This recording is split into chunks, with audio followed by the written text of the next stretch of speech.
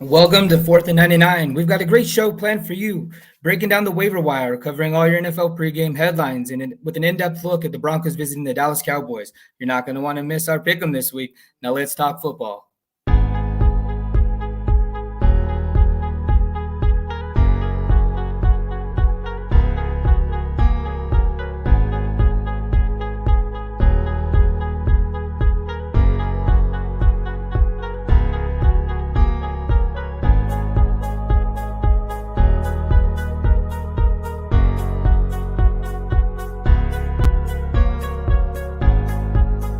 Broadcasting from the heart of the Colorado Rockies, it's 4th&99 with your hosts, David Slade, Keith Brookman, and Matt Stappiero. Now let's talk football here on 4th&99.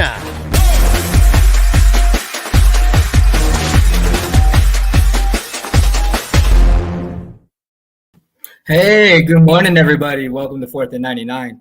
We got all your Broncos needs today. I'm gonna have a great show planned for you today, and I got David Slade with me today. I got Keith Brugman with me today, and we're ready to talk some football. So before we get to any introductions, I want to also bring up our sponsor really quick. We got Willow Seasoning and Blends. Put a little spice into your life. We thank them for everything they do for us. Without them, we wouldn't be who we are. But now let's talk some football. Hey guys, you guys ready? Hey, good morning. It's Broncos Sunday. I'm definitely ready. Yeah, a little jet lagged, but I'm ready to go, buddy. I know you're traveling, man. Keith, back and forth everywhere. Florida, Utah. Where'd you go this week? It was Florida this week, but 12 hours between airports and actual airtime until I finally touched down. Plus, I lost 2 hours, but I gained one back because it was daylight savings. So we're doing our best. Got our coffee, ready to go. All right, guys. Let's just dive right into football. There's so much so much content to break down today. We had the NFL trade deadline, which we covered on Wednesday, followed by a crazy, waiver wire. We got names like OBJ coming out. We got Bradley and Nye after the blunder of the special teams last week in Dallas, who we're playing this week, which I think would have been a great pickup. Get some, low down on that Dan Quinn defense if we could have picked him up before the waivers would have cleared on Monday. But anyways, let's dive right into waiver wire. So, we're going to do some quick hitters. You guys are familiar with the quick hitters.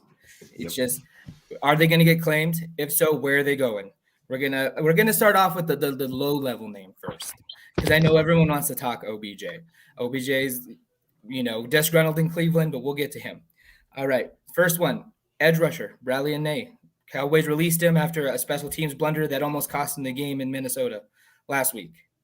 Is he getting claimed? Keith, how about you? Is he getting claimed? I think so. I mean, he was a good prospect. He's on his rookie year. I mean, I think there's enough people out there that he just doesn't fly through and goes unclaimed. I think someone picks him up. All right, Dave. What about you? Yeah, I think somebody will grab him.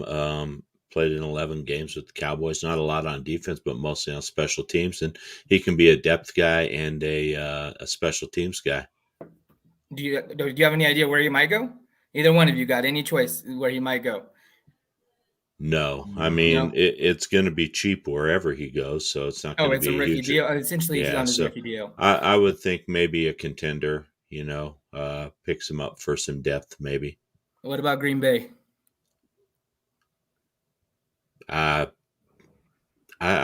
don't know. You don't know? All right. No. Well, Green Bay's picking up everybody. That's why I was highlighting them. Speaking of, and I was wanting to use this as the transition into Jalen Smith, the inside linebacker. From Dallas. So the Dallas guys are just getting tossed around like, a sack of potatoes these days. But he went to Green Bay. He played for about 2 weeks, and now he's already finding himself back on the chopping block. He only signed a $990,000 deal with Green Bay. 1 year, $990,000. Yeah. So whoever is going to claim him has got a super cheap deal. Yeah, they do. I'm sorry. I didn't mean to overtalk you, Matt. Oh, Dave, it's all right. We're working out the kinks. We got a new producer today. We're trying some new things. We're going to be a little off today. We're trying to get the hang of things, but we got this. But anyways, I'll start with you, Dave. Where is Jalen Smith getting claimed on that super cheap deal? I think he is, and I think it's probably going to be Carolina. Carolina wanted him before Green Bay picked him up. So I wouldn't be surprised. It is going to be super cheap. It's going to be a prorated rate of the vet minimum of $990,000. So wouldn't be surprised to see him in Carolina. All right, Keith, what about you? Is Jalen Smith getting claimed on that cheap deal? You absolutely got to get claimed. If I had to pick a place, I'd probably pick the Patriots. It's a place where people go to rebuild, and geez, Jalen Smith would be a fantastic candidate to go to Patriots. Which leads to my perspective here. You're George Payton. You just said you got all this confidence. You needed your defense to stay better. You got Kenny Young. You got two young guys in experience, and Justin Sternad and Baron Browning behind him. Why not bring in a pass coverage guru like Jalen Smith at that price? Both your inside linebackers might be UFAs, but if they get a good chemistry going, they get a good thing flowing. You might have two relatively cheap options at inside linebacker to replace Alexander Johnson and Josie Jewell.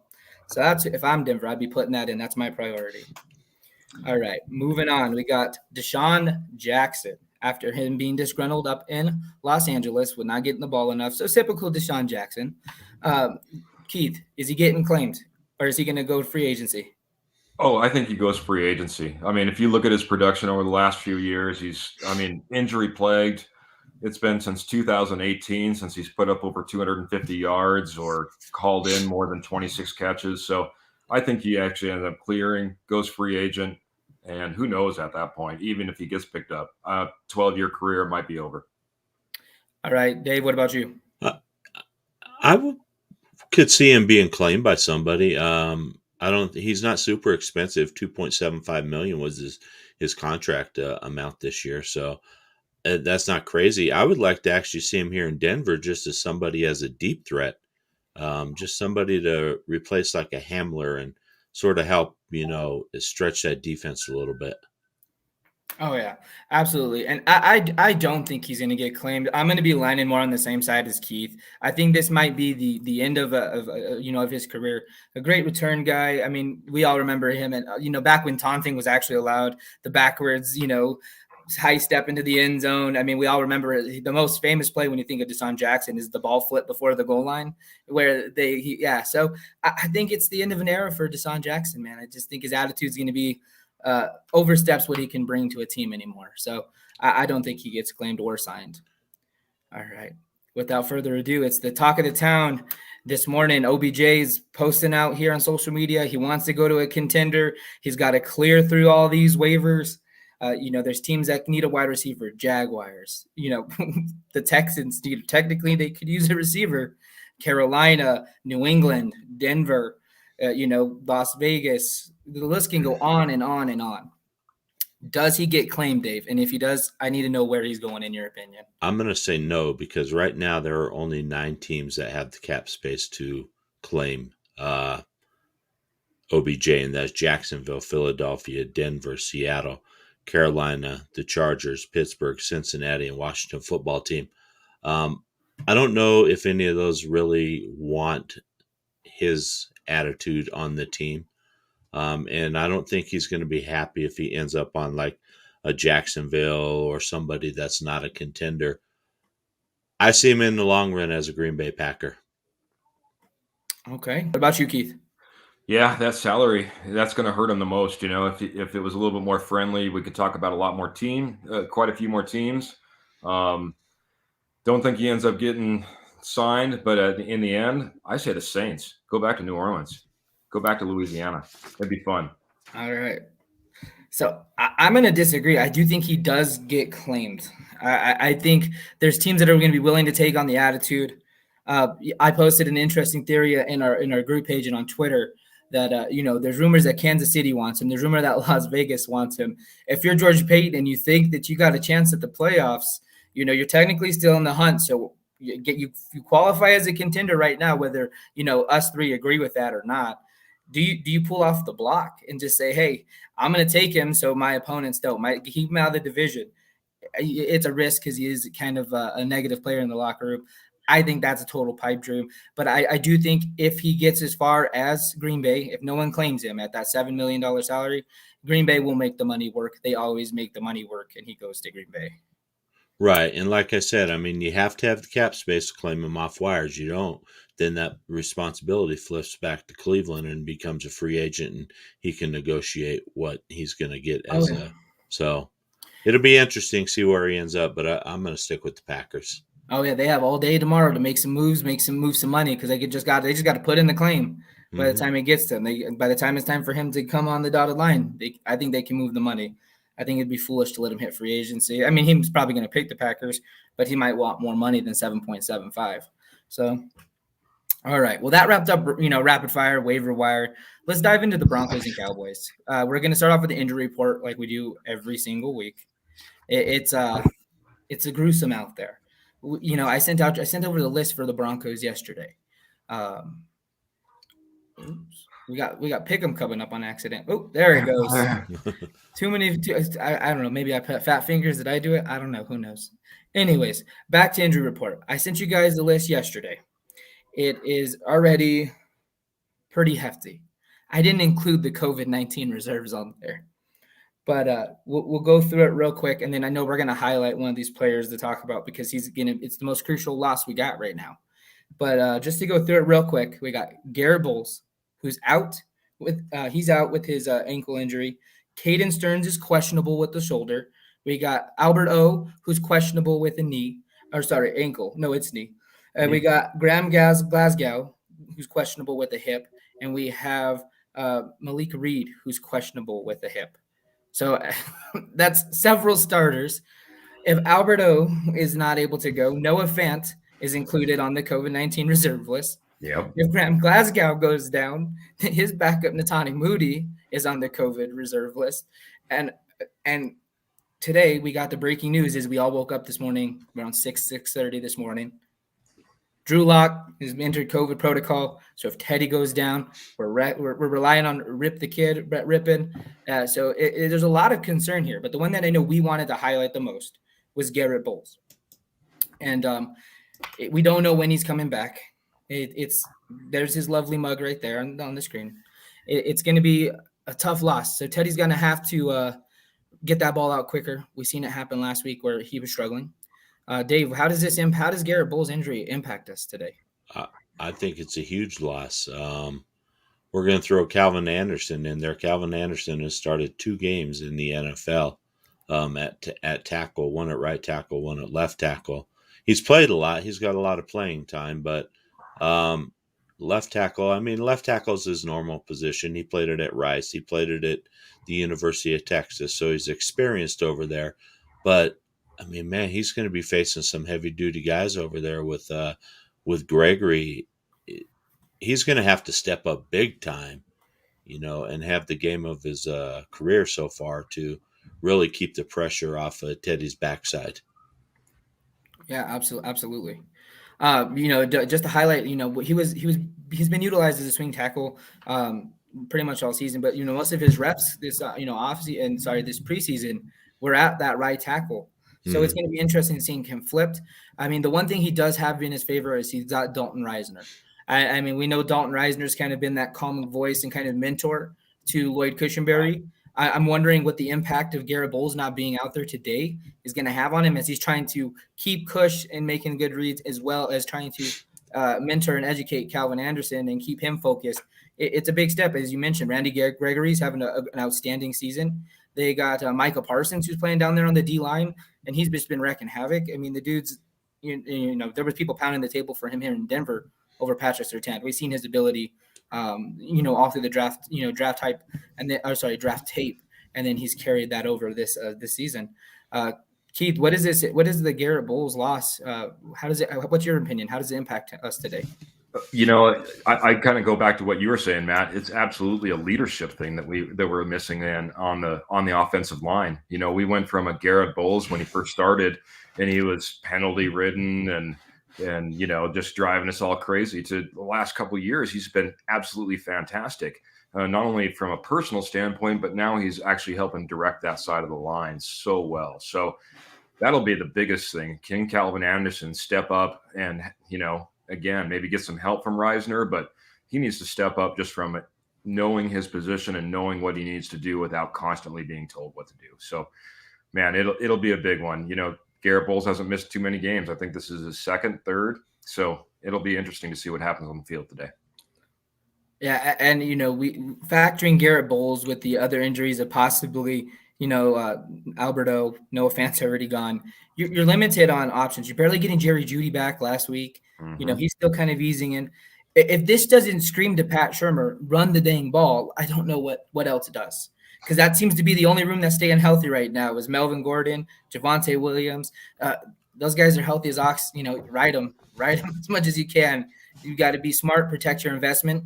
You don't have a quality backup right now. Rippon would be completely, raw being that in that third string role pretty much the entire season. I mean, he was on practice squad at the beginning until someone wanted to claim him. So you got to protect your investment. You invested in Teddy at the deadline, but not trading him. You got to protect him. So run the dang ball. Which leads me to Alberto. If he is unable to go today, what does that mean for the passing game with them already missing Noah Fant? We got Eric Salbert, who's gonna come in and he's gonna play that role, but he's not really a receiving threat, and neither is Andrew Beck. So what do we get from the tight end game today, Keith? I'm expecting some fun because if we go all the way back to the very beginning, my breakout player for the year was going to be Eric Salbert. You looked at him in preseason; he was hauling in catches, he was dragging toes on the sideline. I think a lot of people are underestimating him. He's obviously an amazing blocking tight end. So if we want to get that run game going, we got it. But don't underestimate what Eric Salbert can do in the passing game. I'm looking for a big game from him. All right. Dave, do you share the same optimism as our buddy Keith here with this tight end room if Alberto's not out there? I don't know if I share the same optimism, but I agree with Keith. They need to be huge today. With that Dallas pass rush, Teddy Bridgewater is going to have to get the ball out of his hands quick. So we're going to need our tight ends and our running backs to be able to help us out in that short to intermediate passing game to allow Teddy Bridgewater to get out. And Salbert can be he can have a huge game today. So hopefully he does, because that's what it's going to take to get a passing game going. Yeah, absolutely. And I'm going to double down on it to what I just said. You got Eric Salbert and you got Beck. Those are your two tight ends today. What have we been pounding the table for? Even last year with Drew Lock, we were pounding the table for this. Two tight end sets, run the ball, open the play action. You got Jerry Jeudy back. Middle of the field's going to be open. Hopefully, if you can get those linebackers to come crashing down. As soon as that box gets stacked, is when you hit them right over the top, right? 10 and in, 12 and in, 15 and in. Hit the deep middle. As soon as you get that box crowded, we got to see that happen. And I think today, with what we've been given, that's how Denver has to play today. They got to rely on the run because Andrew Beck's isn't a dynamic threat in the passing game. And Salbert, as much as he's kind of that dual threat, he doesn't have the same abilities as Alberto and Noah Fant in yards after catch and things like that. So pound it. And then, I'm confident Salbert's a better blocker than Noah Fant. I mean, we all seen what happened when Noah Fant tried to take on the edge last week in Washington. He just tossed it was like a powder puff pillow. It was ugly. But I have confidence that Salbert can block a little bit better today. So, one more injury that I really want to highlight, and it's Malik Reed. He's a game time decision, it sounds like. I haven't seen anything come across Twitter. Haven't seen anything when any of my sources saying that he's going to play yet. If he's out, we traded Von Miller. Bradley Chubb is still out. We're going to be left with Stephen Weatherly and Jonathan Cooper. And most Bronco fans, the average Bronco fan probably doesn't know who either one of them is. Jonathan Cooper, 7th round pick. Weatherly, we just snagged him for, minimum compensation from Minnesota right before the deadline. So what can we expect from these pass rushers if Malik Reed's not able to go today? Dave? Well, I think we've seen that Jonathan Cooper. I think Jonathan Cooper may be one of the steals of the draft. I mean, getting that guy in the 7th round. But, I mean, we've seen him. He has a high motor. He can put pressure on him. So I think he's going to be a good fill-in for Malik if Malik can't go. The problem is depth, and these guys getting tired out. So hopefully we have some of these other guys that, that they called up that can fill in and at least give these guys a little bit of rest every now and then. Yeah, definitely great points there. So yesterday they decided not to elevate an edge rusher yesterday. The closest thing to an edge rusher that they elevated is defensive lineman Jonathan Harris. They used the COVID spots for Moody and for Fant to fill those. With today, with Locke testing or he didn't test positive. I did get the scoop on that. It was just a close contact, so he's not tested positive yet. He was just informed of it as the early this morning in Dallas. So And that opens up the roster spot. I hate to interrupt really quick, but Mike Kliss of 9 News is reporting that Malik is more than likely not going to play today. Whew, man, breaking news, man. That's a tough one to swallow. What that was leading, that's going to lead straight to where I was going. If he's not able to go with the open spot on the roster, they can elevate one other player. We got a guy. We only have one edge rusher on the practice squad right now, and it's Pita Tampuanu. I hope I said that right because it is the different last name. I will give you that. But man, I hope they elevate him. If not, Weatherly and Cooper are going to have a long day. They're going to burn out. There is one thing that is in their favor right now as we switch over. Let's switch over real quick because we're going to come back and talk about Malik Reed being out. But on the other side, Tyron Smith, starting left tackle for the Dallas Cowboys, is also out today. Yep. So they're going to be relying on some depth out there. I mean, it's hard to say it's depth because when has Dallas not had a good O-line? Like, I can't remember in the last 10 years when they've had a bad offensive line. So with our luck, this gentleman's going to step in and play great. But maybe that takes a little pressure off of Jonathan Cooper. He's the strength of the edge rushing team right now. So let's have him attack that backup left tackle or right tackle if they flip the left to right to left. This is a game where we'd want Von Miller, right, guys? This is a game where we'd want Von. Yeah. If hindsight is 2020, This is a game where you want Von Miller. Man, just another quick rundown of who else they're missing. They placed their starting tight end, Blake Jarwin, on the injured reserve yesterday with a hip injury. They have Amari Cooper, who's banged up with a hamstring, CeeDee Lamb, who's also banged up with an ankle. They're both expected to play, but they're not at 100%. So is this the day where we see the $70 million secondary finally step up and take care of some all-star wide receivers, Dave? They're going to have to. I mean, I understand that CeeDee Lamb and Amari Cooper are banged up, but they're still good players. I mean, Cooper, 38 receptions, 495 yards, and 5 touchdowns this year. CeeDee Lamb, 39 receptions, 609 yards for 4 touchdowns. Our secondary is going to have to contain these guys, and don't forget about Wallace. He may sneak in as a little sleeper. Yeah. Oh, man. The more you talk about it, the more I don't want to go against these guys. There's a name we didn't have on the this injured report because he's already been ruled on IR, and that's Bryce Callahan. With those receivers, even if they're banged up, they're all pro. We don't know the exact rotation that Denver's going to roll out today. Vic said it's going to be they're going to kind of be having moving parts with our corners right now. Last time we seen Kyle Fuller on the field, it was an ugly thing. It was, aside from his Tubelay step in. So if Kyle Fuller's out there, is that where Dallas is going to attack, Keith? Yeah, possibly. But I looked at my reports today, and Lamb had a setback on Wednesday. He missed Thursday's practice. He was limited on Friday. I think he could be more questionable than we think, and possibly not even play.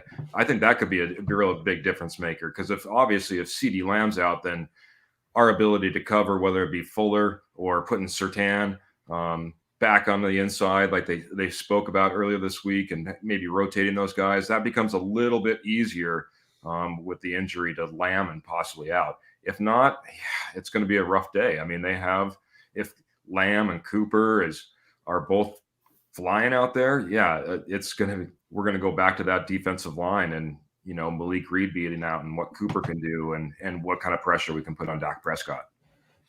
Yeah. Speaking of Dak Prescott, he was listed on the injury report as he's been dealing with his injuries. I mean, unfortunately, that's kind of been the story of this guy's career. He's got multiple injuries kind of season long, but the guy, undoubted toughness. If he can go, he's out there, which is the case this week. Dave, they're missing one of their starting tackle. They got banged up receivers. The quarterback is banged up. Can Denver capitalize on kind of all these, 50% to 80% guys right now? Can they create enough defensive pressure on this banged up offense to make some big plays, maybe some turnovers, or contain players like Zeke, contain Amari Cooper? What impact is the Dallas Cowboys' health have on today's game? I think it's going to have some impact on the Cowboys and the way they do things. But I mean, Zeke is 100%. You know, he, they got a good running game going, and we'll talk about this more in keys to the game. But I think it's going to have a little impact on their game, but not a huge impact. Yeah. All right. Well, what about you, Keith? Do you think the injuries play a factor that favors the Broncos today? Well, it's percentage points, right? It's not going to be a huge difference in the overall scheme of the game. But Tyron Smith out, Blake Jarwin out, CeeDee Lamb possibly out. If all those things line up, I mean that's what you're hoping for, I guess. From Denver's perspective, especially when we're all banged up and we're having issues.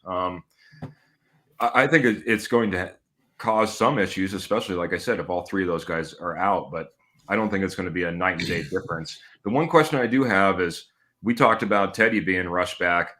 Is Dak maybe getting rushed back? And if Dak's being rushed back and he's not playing to 100%, maybe that plays a difference for us. Yeah, no, absolutely. And I'll kind of dive into that.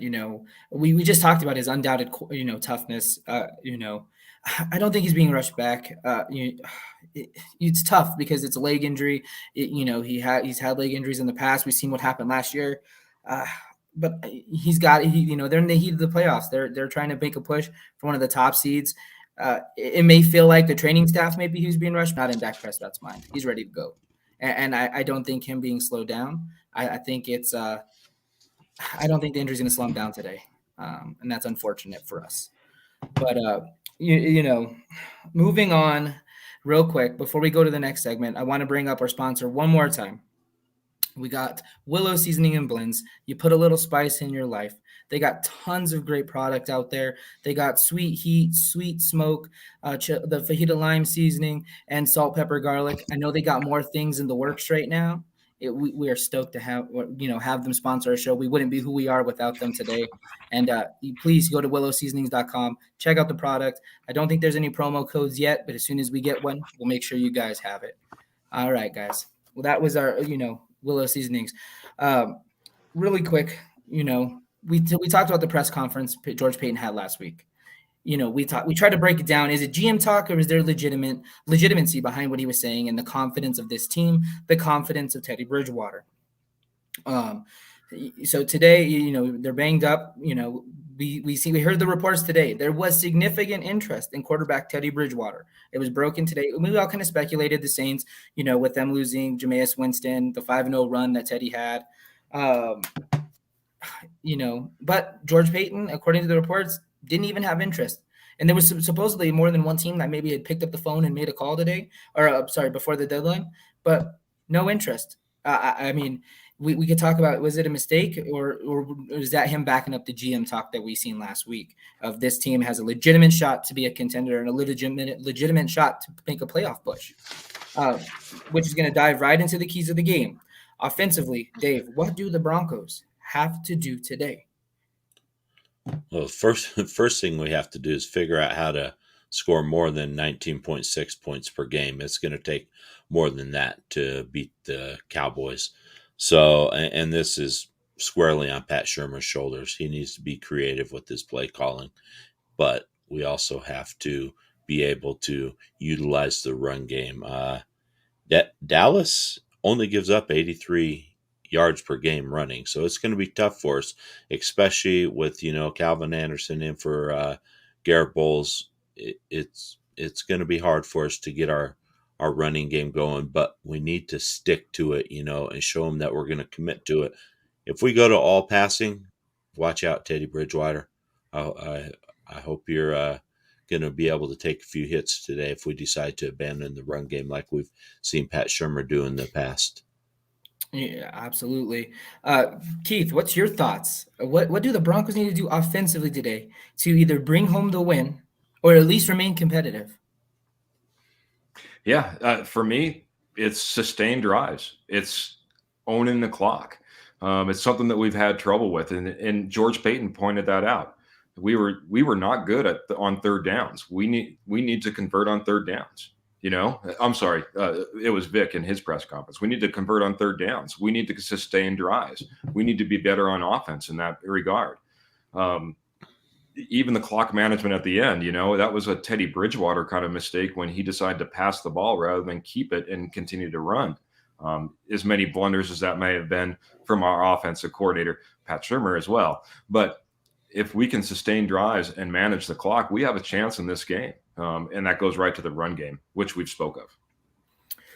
Absolutely. And my keys to the game are going to be somewhat close to yours, Keith. I think it's going to be that third down conversion rate. It's staying out of 3rd and 7, 3rd and 8. It's trusting, going to what Dave said, it's trusting the run game to make a difference today.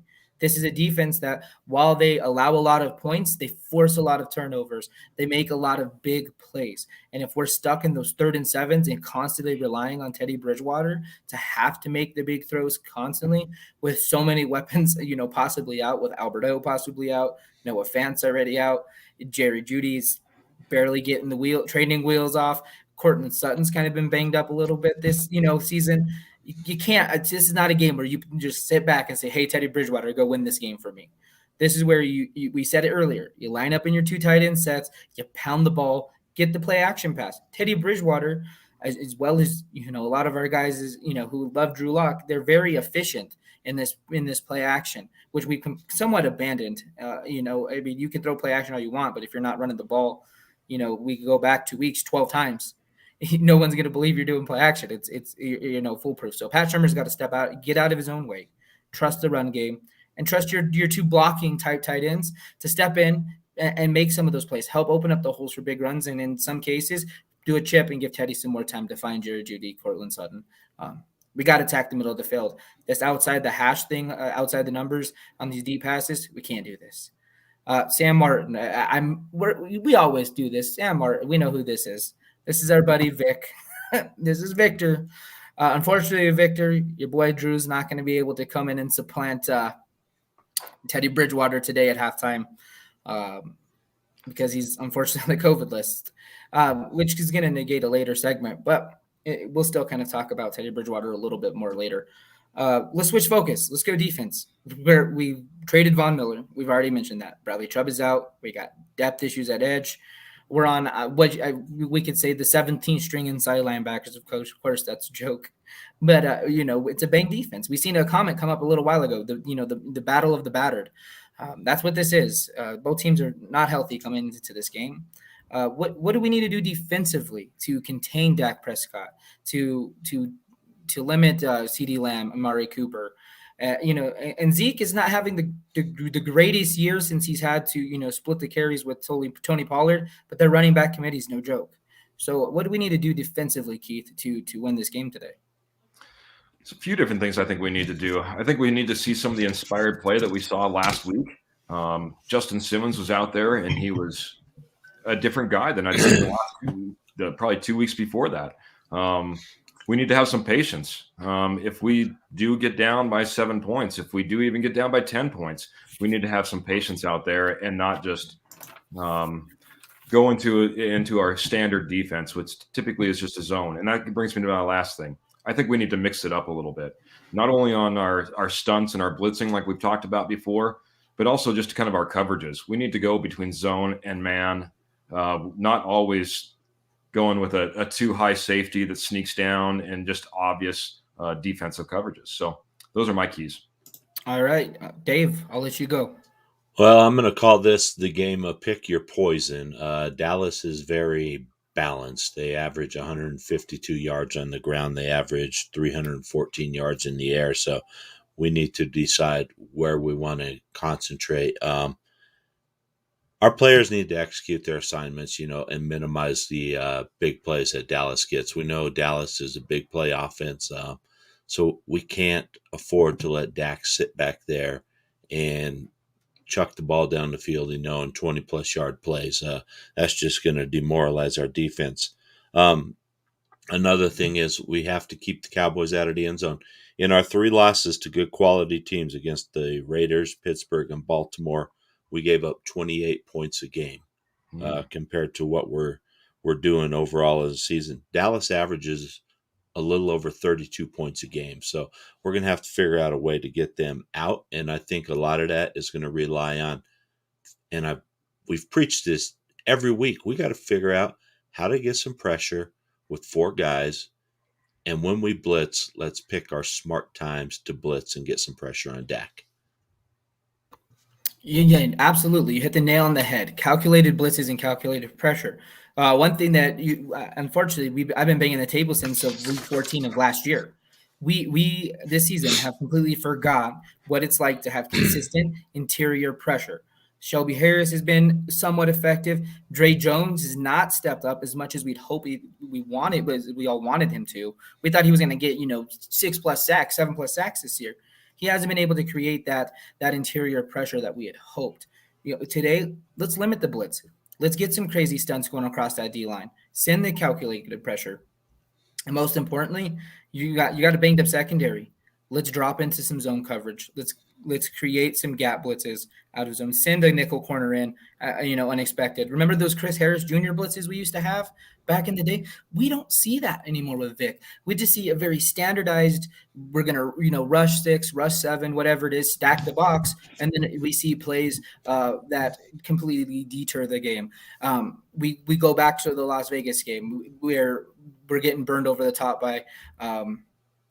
by Ruggs. We go back to the Baltimore game where we're getting beat over the top by Hollywood Brown. And both those plays come on these third and shorts because they know you're going to consistently stack the box and your corners lack the over the top speed. And Justin Simmons, as great as a safety as he is, he's got to try to play center field and figure out where it's going. But if that receiver gets the inside shoulder, Simmons lacks the vertical speed to catch back up and cover where he needs to get to. So don't become predictable. This is a game where you have to send those creative, we just said it, creative stunts, creative blitzes. Attack that tackle as much as you can today. I would love to see either a safety blitz or a corner blitz, something different that they're not expecting. Vic, you're the defensive guru. We've waited and waited. We've never had a moment where you need to step up more and show us your defensive mind, and that's today. You got to. You got your GM oozing the confidence of you. He believes in you. You come out and you let him down, you might not have a job come bye week. So that's just how it goes. I mean, I go back to the GM side. You got to show up. This is a game where you got to make a difference because next week Philly's coming. They're not as strong as an opponent. You got to win this game today. You got to be creative, I don't know if you got to win the game. You got to remain competitive. And you got to show that it's not your defense's fault why this game is lost. And so with that being said, we have this segment all the time. It's part of our keys to the game. We talk about our MVP and who needs to step up. We'll do MVP first, and then we'll work our ways over to who needs to step up this week, which I'm going to be kind of sad because I can't pick my usual, but we'll get there. All right, Dave, who is your MVP of the Broncos today? Oh, that's Keith. We'll go Keith first. Oh, there we go. Oh, there's Dave. All right. I'm going to give you an offensive MVP, and I'm going to give you a defensive MVP. Pat Surtain has to be our defensive MVP. He needs to slow down this passing game of the Dallas Cowboys. And then on offense, it's either going to be Gordon or it's going to be Williams. I think more along the lines of Williams. Williams is a good after contact type running back, and he's going to have to be huge today for Denver to have any chance to get some offensive consistency and bring home a victory. There you go. Real quick, Dave, with Williams being your offensive MVP, I said it last week. I was wrong. I said it's going to be his first 100-yard game. Do we see that happen today? No, not against this Dallas offense. Defense, I'm sorry. That defense in front of Dallas is just amazing. I mean, they're ranked 1 through 3 everywhere you look, against both the run and the pass. So he just needs to, I would say 75 yards, and I would be happy with his output and maybe a score or two.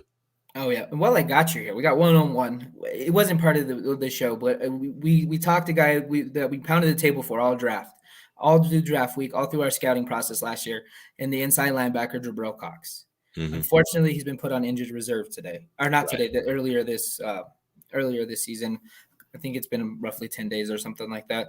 Yeah. Does that impact Javonte Williams? Because they got rid of Jalen Smith. He was kind of stepping into that role. Michael Parsons going back and forth. Is the loss of Jabril Cox possibly open up that run, help open up the run? I think it will. I think it can help run it. But our offensive linemen, they need to get on their guys, and they need to maintain their blocks so Williams can get to that second level. If Williams gets to the second level clean, then he can have that 100-yard game that you're talking about. But he needs to be able to get to that second level, and then he can either overpower or the guy can make linebackers miss. So, but it's really going to depend a lot on how this offensive line blocks this defensive line. Absolutely. All righty, Keith. Let's go to you. Who's your MVP of the game today? You can go the same route as Dave, or you can have one. Pick one offense, one defense, or just get one outright. Well, I had all set up for just the one. So whenever I look at this, I always think about a win for Denver. And if that's the case, my MVP is going to be Justin Simmons. I alluded to it earlier. He had great passion on the field last week. He was breaking. Obviously got an interception.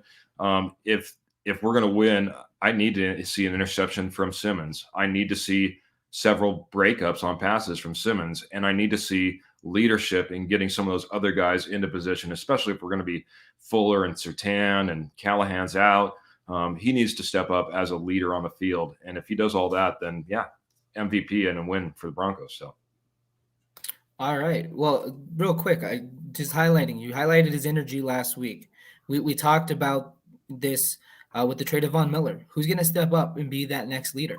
And I think you're onto something. I think it's got to be Justin Simmons as the next leader of that defense. So I love what you're saying right there. As for me, my MVP today, I do have a offensive and a defensive. Today, offensively, I'm gonna side with you, Dave. It is Javonte Williams. Javonte Williams is the momentum of this offense. It constantly is doused. His flames are doused by Pat Shurmur's play calling often.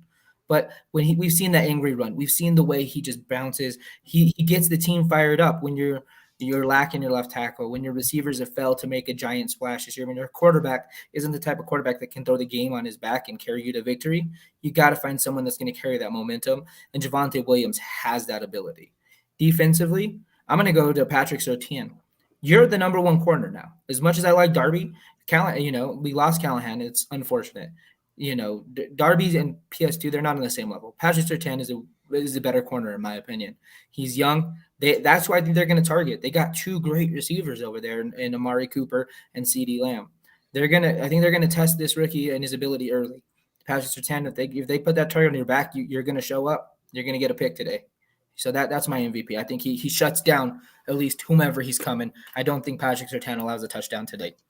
Kyle Fuller and Ronald Darby, that's to be left unsaid. All right.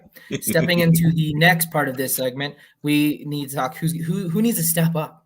And if you guys don't mind, I really want to go first. If that's all right, we're gonna go first. I'm gonna go hot take. Hey, you're the host. Do what you want, man. I'm gonna go hot. I'm just trying. I know. Hey, hosting is I'm getting the hang of it with this new format here. I'm learning it. But anyways, I'm gonna go straight in. I need a full on body for this one. So, you're Teddy Bridgewater. Your general manager not only came out in the press conference, he stood by you. He said, "You're his guy. You're the natural leader. You're the quarterback." We hear reports today. They didn't even want to listen to a trade offer for you. They have completely instilled their faith in you today. You have not shown up. Let's be real. You showed up against three really bad teams. Today's the day. You got to carry this team. If you got to find a way to put this team on your back, if you can't establish a run game, this is the game. This is make it or break it for you. You don't shine on this game. Bye week's only 2 weeks away. We talked about Vic Fangio possibly getting benched. You show up poorly today. I would say you might be on borrowed time, my friend. You got to show up today. I'm not saying that you got to come out and throw 400 yards and have a Tom Brady-like game, but you got to come out. You got to take care of the football. Efficiency is key. That's what you are brought in to be, is to be efficient. Show that efficiency today and help us bring home the W. Cut and scene. All right, Dave. Who needs to step up today? For me, I'm gonna agree with you, Matt. It has to be Teddy Bridgewater. When Von Miller was traded, I think we all started saying, "Here comes the rebuild, and nobody is safe." Well, we found out Teddy Bridgewater is safe. The team is putting a lot of faith in him. We need him to play like he played in weeks 1 through 3.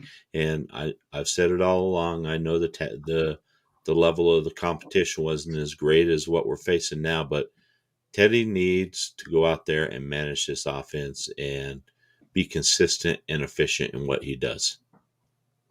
Absolutely. What about you, Keith? Well, I want a completely different route. So We'll take it. Hey, my step up player, we have Garrett Bowles out. We have Calvin Anderson in. We have Albert O questionable and Noah Fant. I alluded to it earlier. Eric Saubert. I expect him to really need to step up. He needs to be able to help out on some blocking, especially if we're moving him over to that right side where he's going to be helping Calvin Anderson. He needs to be able to be a receiver in the game. So my step up player is Eric Saubert. Beautiful. And I had a yes or no segment planned, but unfortunately, with Drew Lock being ruled out with COVID today, my question was going to be if Teddy Bridgewater has a similar performance to last week at the half, which was 4 for 10 for 10 yards at the start of the third quarter, would we see a quarterback change? Unfortunately, we've already alluded to it. Lock can't come in. Lock can't be the hero this week. We'll have to see what happens. So we'll save that for next week, depending how Teddy performs today. So with that said, let's move straight into pick'em. I think it's time we just dive in and let's have fun with it. So we got an awesome PowerPoint that you guys have seen before. We're gonna bring it up and we're gonna show these picks. And last week for me, it was terrible. I only got like 5 games right. I've completely lost the gap. I had a 2-game window here. I was leading, and Keith, out of nowhere, prior to Thursday's game, we were all tied. It was a 3-way tie for first place. Thankfully, Dave decided to go with Jets, and he believed. Don't ask me why. The Mike White hype. And we're here. So let's dive into it. Let's get to the first game. Bam. So one more time. There we go. Atlanta Falcons, New Orleans Saints.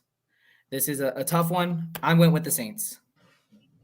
Yeah, I'm going to go with the Saints as well in this game. Yeah, I don't think it's as tough. Saints is, I think, take home an easy win. So, yeah, I believe in Trevor Siemian. I think he turns some heads today. Yeah, I believe in Sean Payton, and he has a great system down there. Gets wins.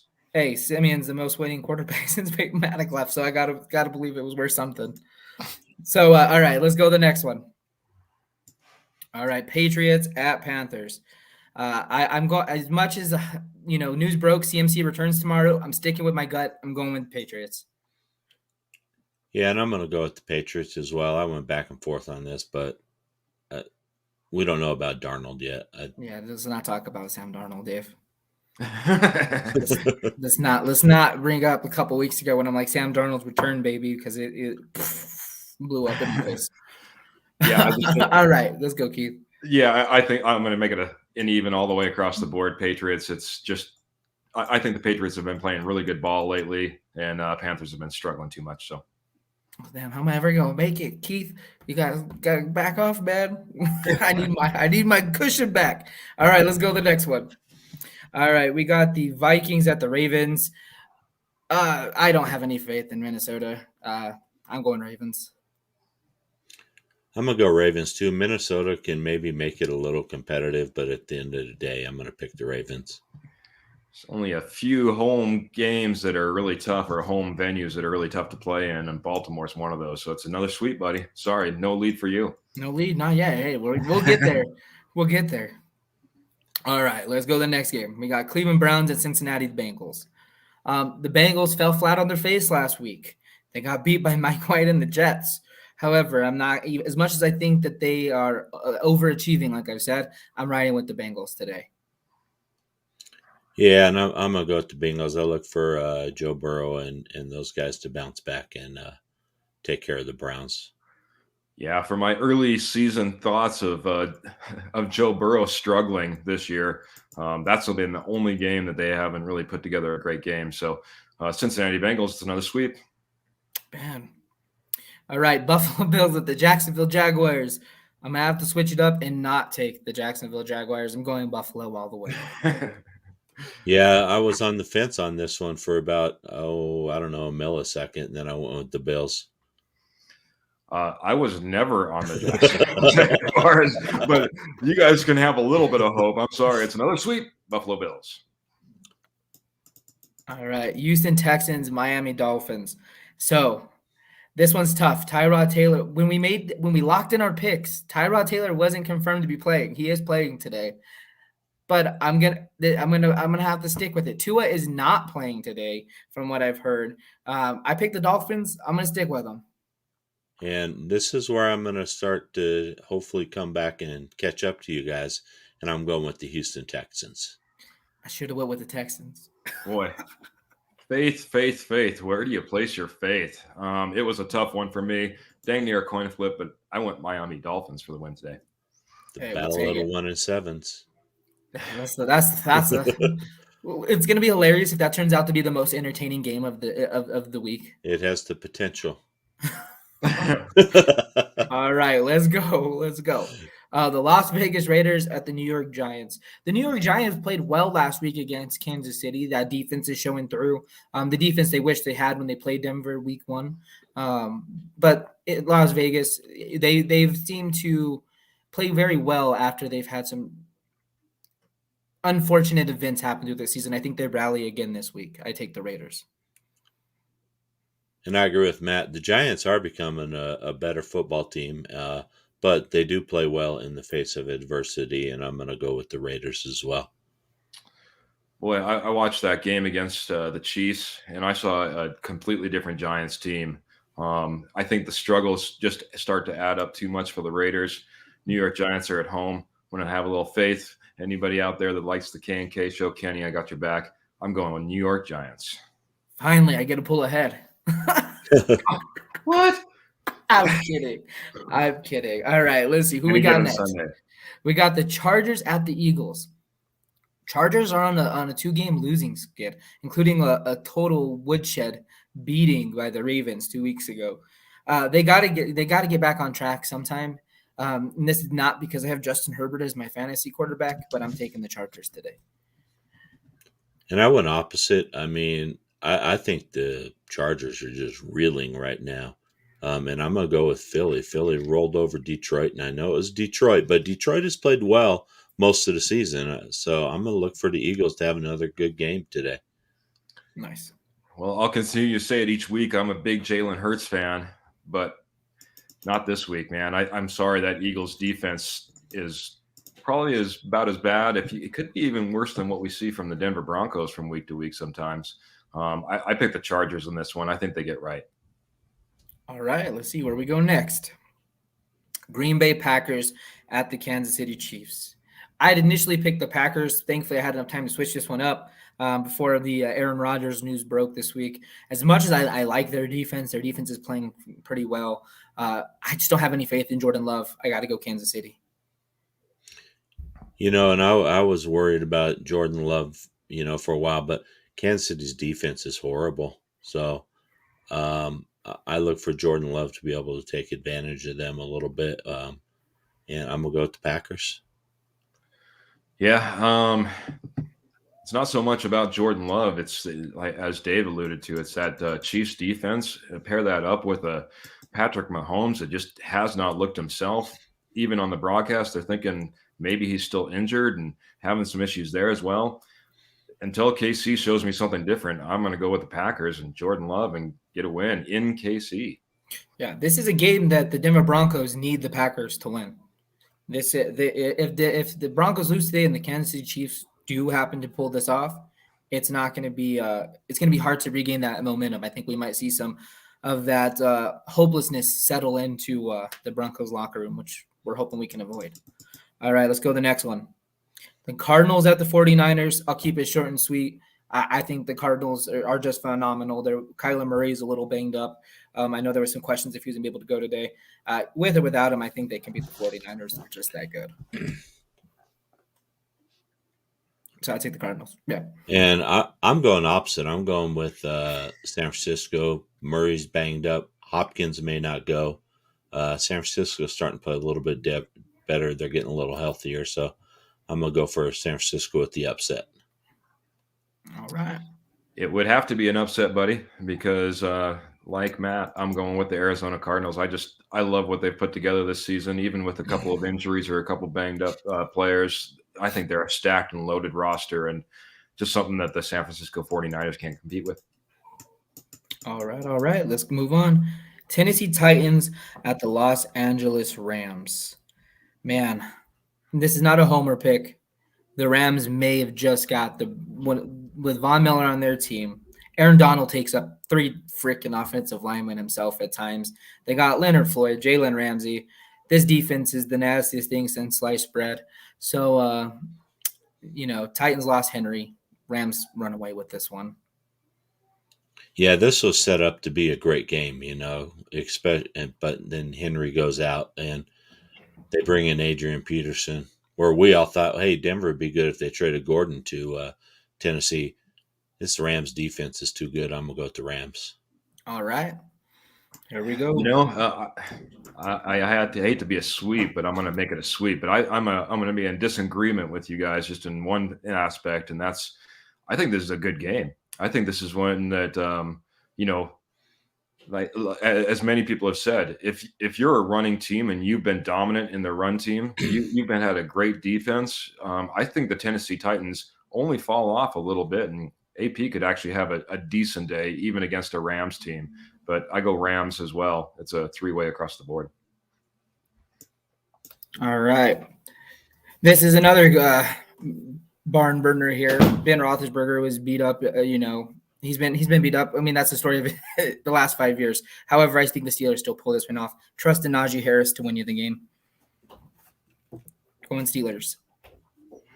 And if Nagy wasn't back, I'd probably go with the Bears, But unfortunately, Nagy's back, so he's going to have a little more say on the offensive play calling. I know he's turned over the duties to the OC, but he's still going to have some influence. I'm going to go with the Steelers here.